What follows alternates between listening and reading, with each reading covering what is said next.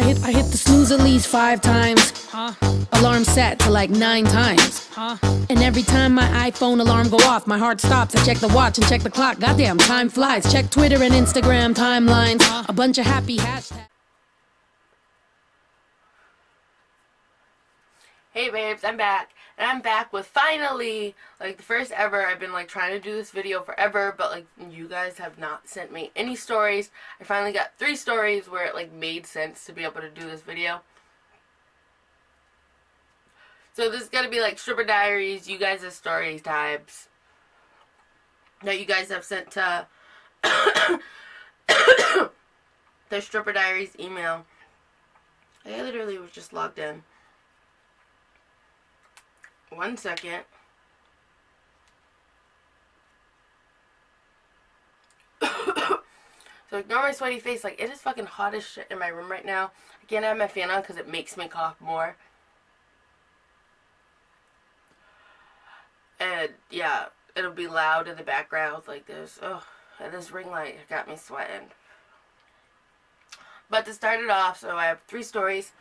Let me just make sure she doesn't want this to be anonymous.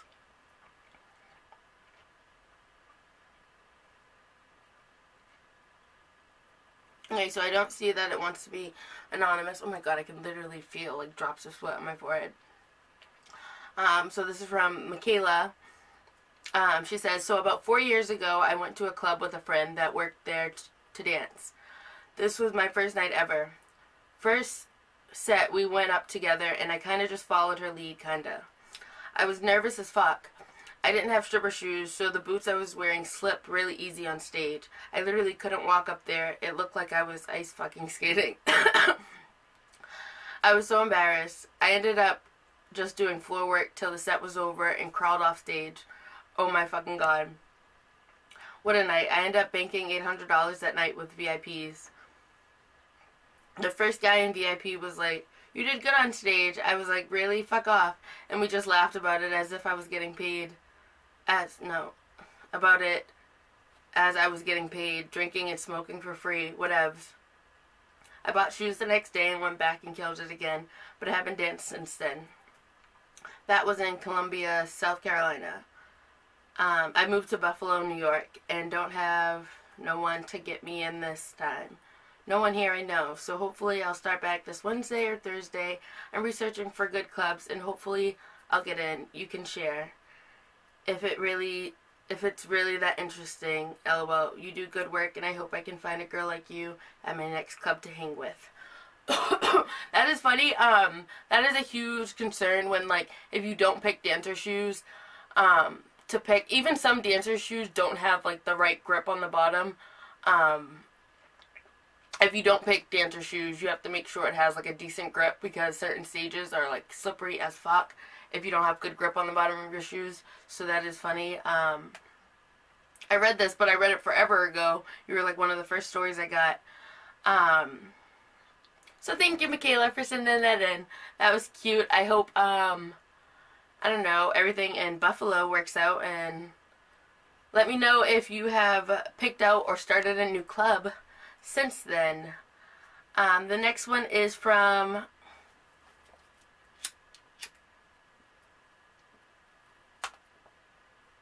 oh my gosh, I'm sweating. Oh, I think this one's, let me see. We gotta make sure things aren't supposed to be anonymous.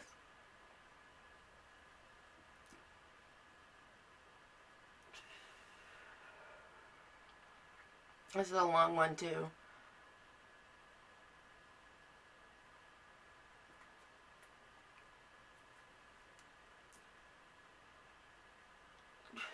Okay, so she wants to remain anonymous.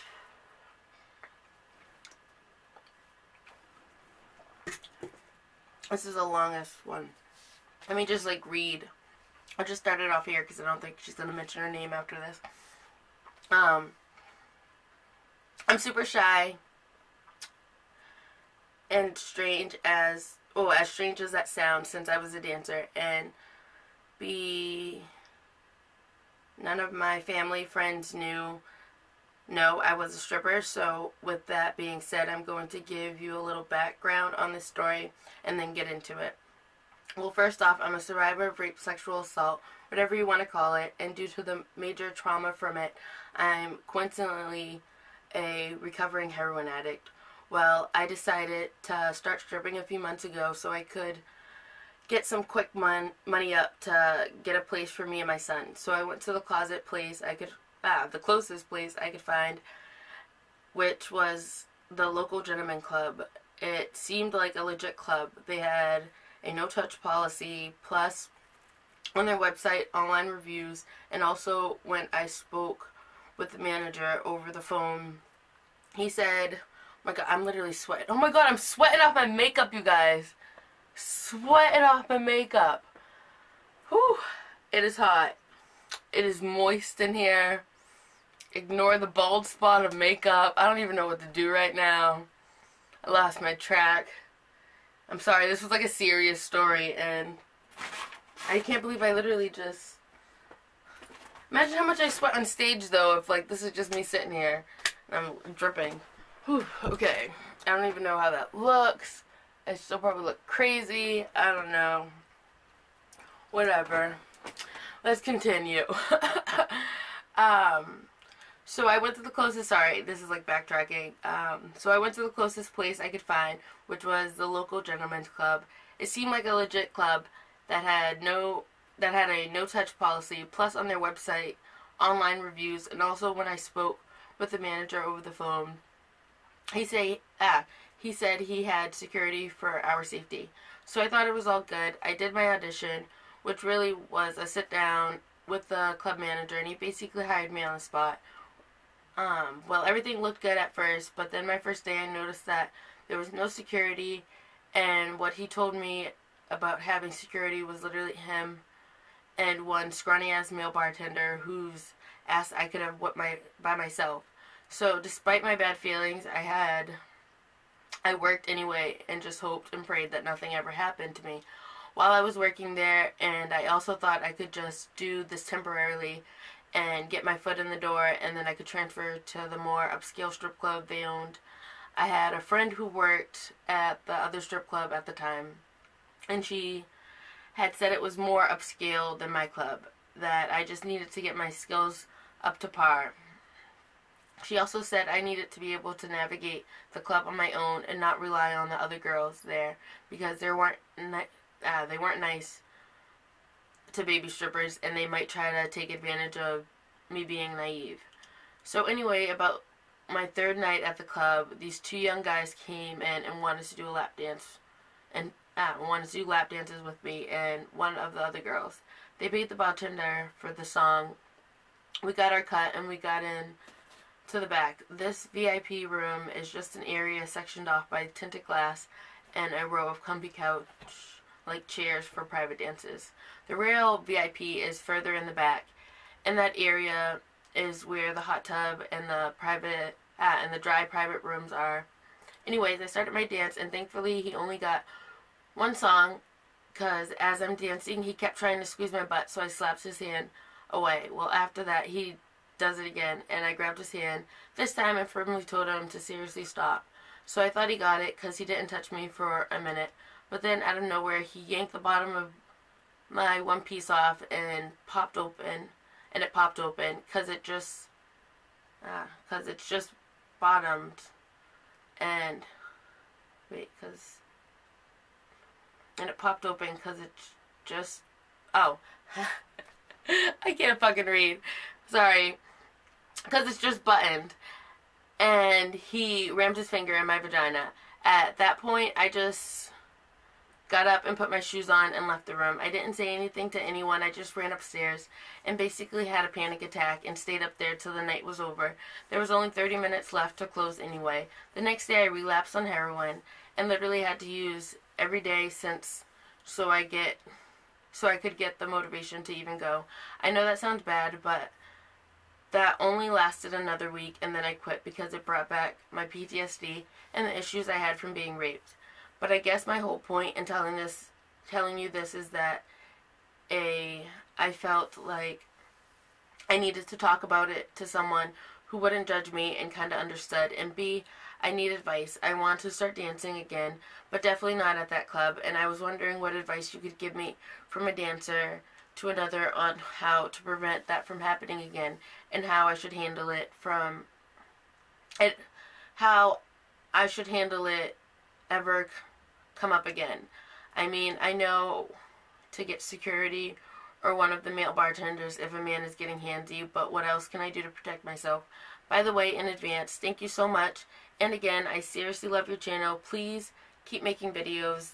They're really some of the most informative videos out there. Thank you, babe. I almost said your name because you end it with it. But this was actually like a really deep, emotional story. I'm sorry that I like laughed and giggled through it. It wasn't at anything in the story. It was just at the fact that I can't read. I'm sorry. I'm sorry that you were going, well, that, like, everything that has happened to you. I'm sorry about the rape. I'm sorry about the heroin addiction.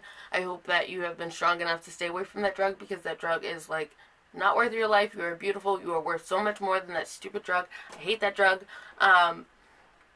And so I actually had this thing happen, like, I had this happen at Zach's, which I wouldn't say, like, no offense, I love, like, oh my god, the bouncers that we have at Club Alex's. For one, like, one looks like John Wick, and if I didn't tell you guys, John Wick does things to me. One looks like John Wick, and then they're all, like, other than that, like, big guys, and, like, guys that I can see protecting me. At Zach's, like, I wouldn't say, I don't know, some of them just be like, I don't know, you in trouble, I'm called cops. But, like, there are some guys that could definitely, like, protect me, or, like, had my back at Zach's. But even with that, I still had the situation happen to me, like, similar to you. I was on stage, went to grab one of my ones, and this old creepy black man stuck his finger up my vagina. So it does happen. Like, in that situation, I was, like, literally full nude on stage. So I don't know, I could have prevented it. If you, like, you can do this in all situations. You don't just have to do it in private dances if you're that uncomfortable. But I wouldn't, like, take off one of your bottoms. Like, in private dances, I would wear two. So, like, if the top one unbuttons, have, like, another, like, just straight, like, standard thong. Like, even, like, one of those thicker, like, stripper thongs underneath. And that's, like, always a safe bet. Yeah, I would go with that and literally explain that to the management, like, or go to a, like, topless, just a straight topless club that doesn't require nude. And if he does, like, accidentally take off the top, you still have, like, the bottoms underneath. In your case, I would literally stay away from full nude, because, I don't know, once you're full nude, you just have, like, a high risk of anything happening. I don't like the fact that in the private dance area, sorry if my camera got cut off, but I don't like the fact that Club Alex's, neither their VIP rooms, Jesus, nor their private dance area has any mirrors. Zach's was, like, literally covered in mirrors, so, like, even when my back was turned, like, away from a customer, I, like, can't breathe. I could still see what they were doing. So definitely look into any clubs that, like, or, like, go visit clubs and make sure that they have, like, the mirror set up, because that's definitely helpful. I find myself having to look between my legs a lot, or, like, just looking behind me, because I don't have that anymore. But also, I want to mention, I know, like, financial issues, like, force this situation on you. But you have to remember, if this situation, do not tell me not to smoke. I don't give a shit.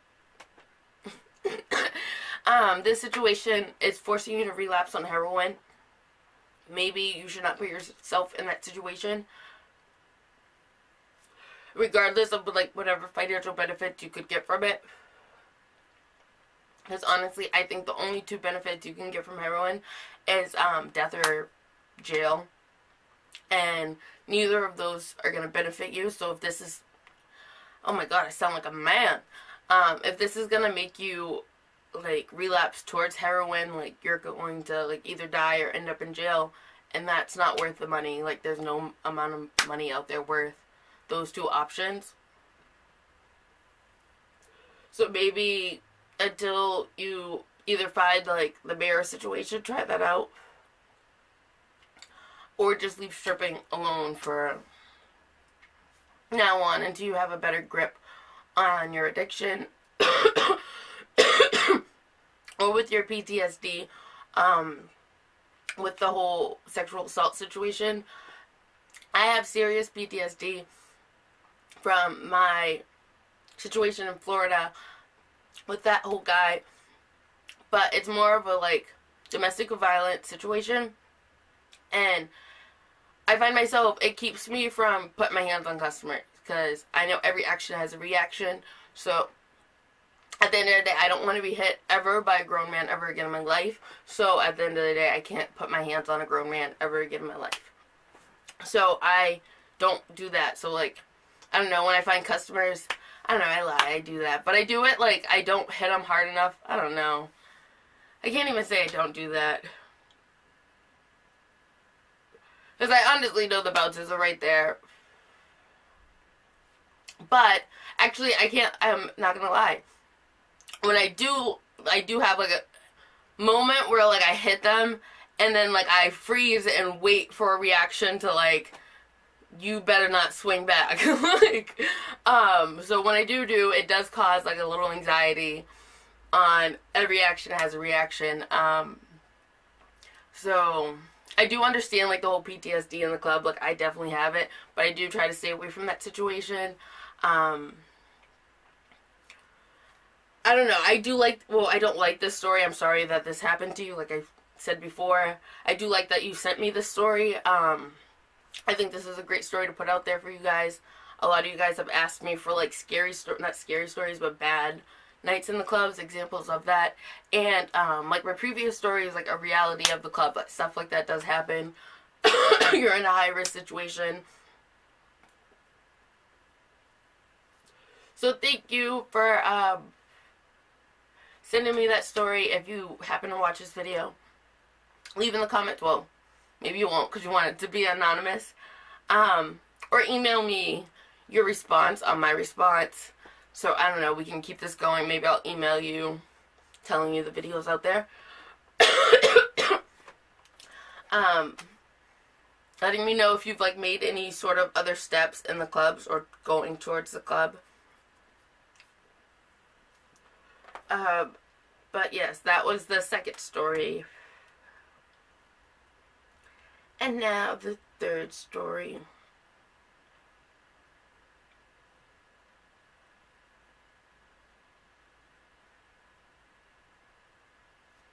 Okay. So she wants to remain anonymous. She says, but I have a question. Well, I need advice. I'm thinking about becoming a stripper because of my situation isn't the best. I'm not going to get into details, but I'm kind of dealing with a stepfather who makes it hard to live at home, and my mom doesn't make it any easier. We live under my grandmother's roof, and me and my younger sisters are mostly being taken care of by her, even though they live in the house. I can't stand to live there, but I can't afford to leave, with rent in New York being over $1,500 for even just a studio, and stripping seems like it can pay those bills, and I'm going to start school. I don't know what to do, but it physically hurts to stay there and have to look at him and feel so small and helpless. What should I do? Oh, both of these kind of, well, it doesn't relate, but like I said, a lot of people find themselves in times of struggle when going to stripping. I myself was in a time of struggle when I, like, started stripping in Florida. But I also don't recommend it because it leaves you in a place where you kind of feel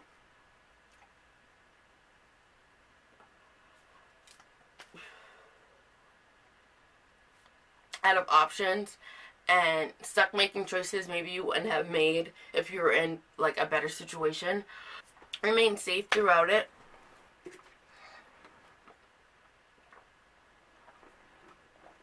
Be smart. No, it's a high-risk situation.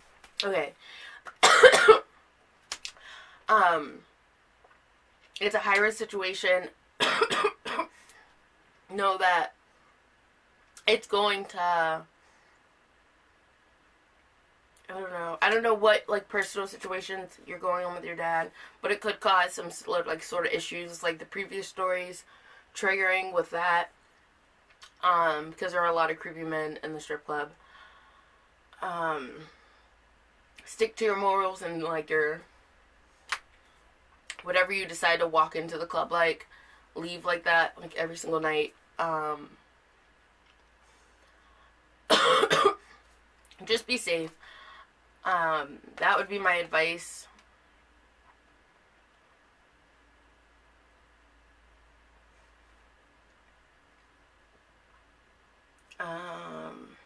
And I'm sorry that you're going through all that with your parents, or your stepfather and your mother.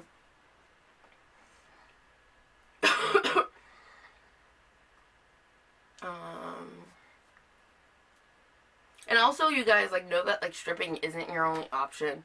It is a decent paying option depending on where you're at, but it's not your only option.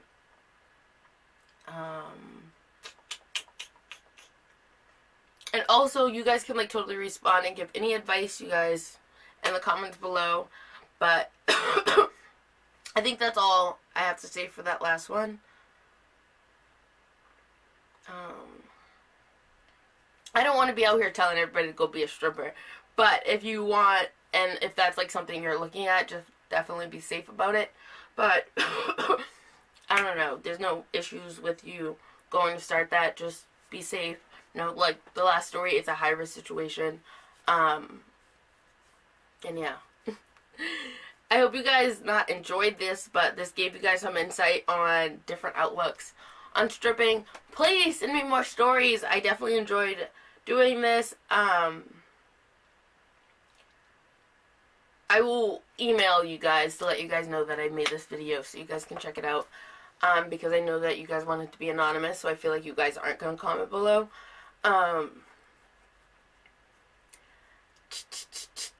Yeah, but other than that, let me know what you guys thought about these stories, you guys' opinion, you guys' advice for them.